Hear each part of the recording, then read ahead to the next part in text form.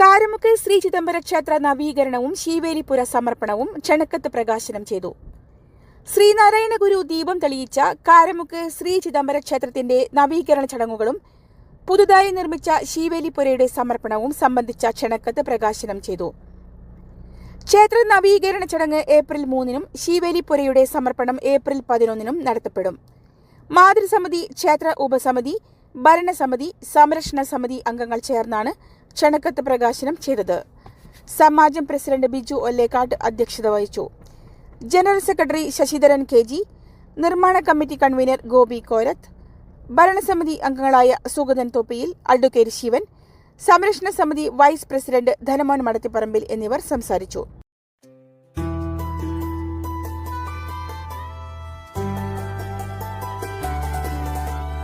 ദീപമേ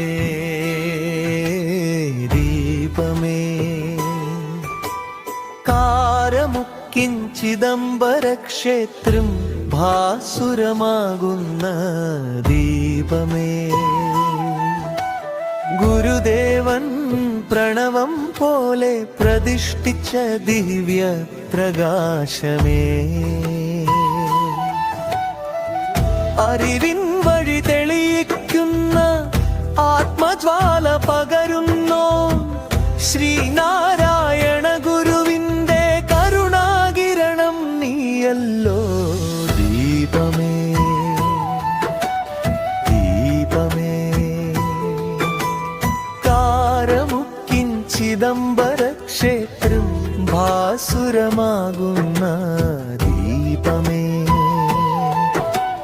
ഗുരുദേവൻ പ്രണവം പോലെ പ്രതിഷ്ഠിച്ച ദിവ്യ പ്രകാശമേ,